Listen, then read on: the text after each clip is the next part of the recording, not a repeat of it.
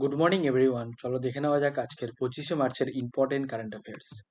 আজকের প্রথম current affairs রয়েছে, প্রতি বছর 24শে মার্চ ওয়ার্ল্ড টিভি ডে পালন করা হয়।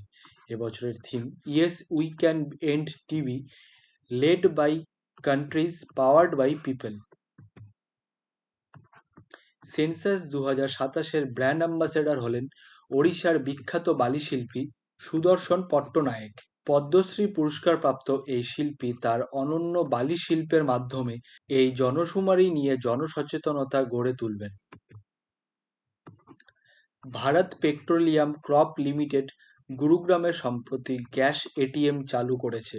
এই প্রকল্পের সাহায্যে গ্রাহকরা 2-3 মিনিটে 10 কেজির কম্পোজিট ফাইবার সিলিন্ডার খালি সিলিন্ডারের বিনিময়ে দ্রুত রিফিল করতে পারবেন।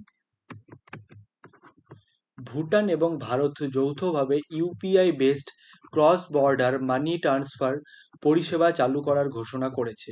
এই উদ্যোগের ফলে ভারত ও ভুটানের ডাক বিভাগের মাধ্যমে দ্রুত, নিরাপদ এবং সাশ্রয়ী উপায়ে টাকা স্থানান্তর করা যাবে। Third north east India film festival 2026 আয়োজিত হলো মণিপুরের ইম্ফলে।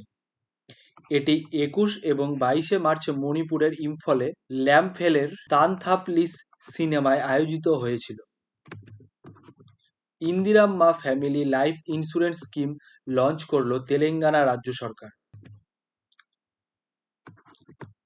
সম্প্রতি রিলিফ স্কিম 2026 লঞ্চ করেছে Ministry of Commerce and Industry. পশ্চিম এশিয়ার সাম্প্রতিক ভূ-রাজনৈতিক সংকট ও বিঘ্নিত হওয়ার কারণে ক্ষতিগ্রস্ত রপ্তানিকারকদের সাহায্য করার জন্য relief, resilience and logistic intervention for export facilitation নামের এই বিশেষ ত্রাণ প্রকল্প চালু করা হয়েছে।